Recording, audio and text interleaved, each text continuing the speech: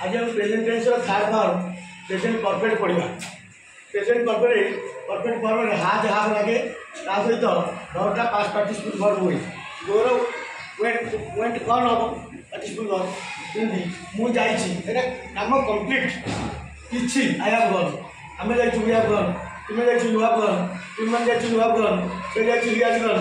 से जो जाइछु सी has gun या जाइछु की हैज गन से मन जाइछु ते हैव गन हाज हाफ लगला आई सिंगुलर रे मते हाफ लागुछि आ सब सिंगुलर के हाज लागुछि आ प्लुरल रे हाफ लागुछि नेगेटिव कले आप बा हाज पर नॉट लागो I have not gone we have not gone you have not gone you have not gone he has not gone she has not gone he has not gone they have not gone including कले every member has बा have आरंभ रे लागो have I gone have you gone have you gone have you gone has he gone has he gone has he gone have they तो तीन प्रकार sentence शिखला perfect verb एटी काम कंप्लीट हो जाइछि आई हैव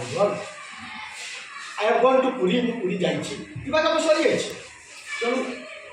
प्रोग्रेसिव रे जाउछि कंटिन्यू थिला एटी जाइछि हम जाइछु तुमे जाइछो हम जाई मु जाई नाही आई हैव नॉट गॉन